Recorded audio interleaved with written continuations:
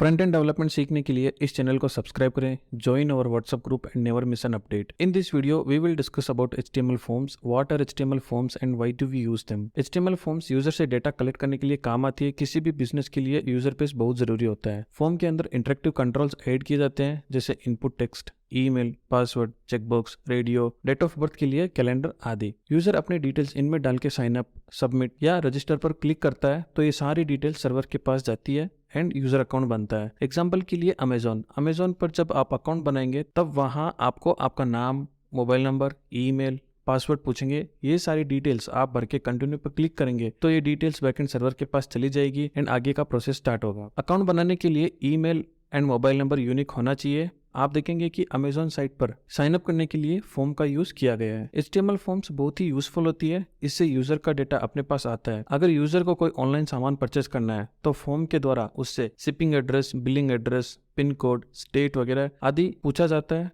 And उनका order deliver किया जाता है. फॉर्म टैग फॉर्म से स्टार्ट होता है. ये एक ब्लॉक लेवल एलिमेंट होता है.